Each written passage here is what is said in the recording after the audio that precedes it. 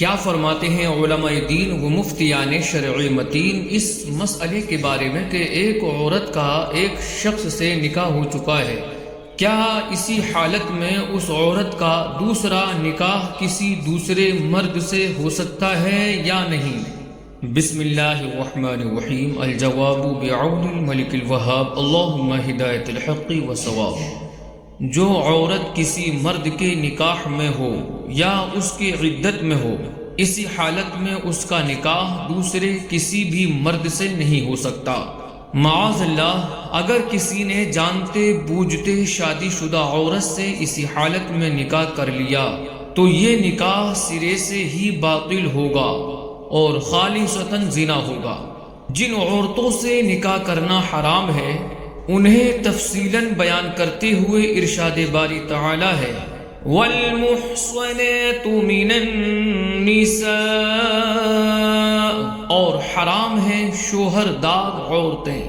مذکورہ آیت کے تحت تفسیر رازی، تفسیر خازن اور تفسیر مظہری میں ہے کہ وَالْمُحْصَنَاتُ مِنَ النِّسَاءِ کا عطف اُمَّہَاتُکُم پر ہے، تو مطلب یہ ہوا کہ حرام ہیں تم پر شوہر دار عورتیں، لہذا شادی شدہ عورتوں کا نکاح دوسرے کسی بھی مرد سے حلال نہیں جب تک کہ ان کے شوہر مر نہ جائیں اور ان کی وفات کی عدت گزر نہ جائے، یا جب تک وہ طلاق نہ دے دیں اور طلاق کی عدت گزر نہ جائے۔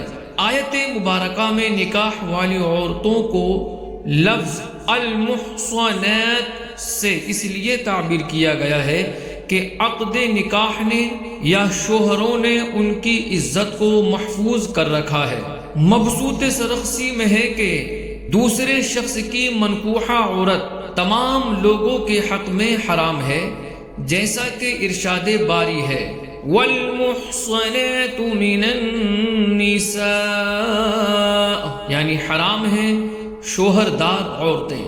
سیدی اعلیٰ حضرت امام اہل سنت علیہ الرحمہ فتاوی رضویہ شریف میں اسی طرح کے ایک سوال کے جواب میں ارشاد فرماتے ہیں کہ جب کہ زید نے ہنوز طلاق نہ دی، نصیباً بدستور اس کے نکاح میں باقی ہے، اور بکر خواہ کسی کو ہرگز اس سے نکاح حلال نہیں، اگر کر بھی لیا تاہم جیسے اب تک وہ دونوں مبتلائے زنا رہے، یوں ہی اس نکاح بے معنی کے بعد بھی زانی و زانیہ رہیں گے، اور یہ جھوٹا نام نکاح کا کچھ مفید نہ ہوگا۔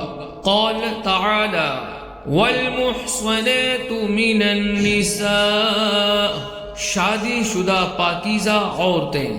فتاوی فیض الرسول میں ہے کہ جب عورت کسی کے نکاح یا عدت میں ہو، جان بوجھ کر اس کا نکاح دوسرے سے پڑھنا ہرگز جائز نہیں۔ واللہ اعلم تبارک و تعالی و رسولہ اعلم، صلی اللہ تعالی علیہ وسلم۔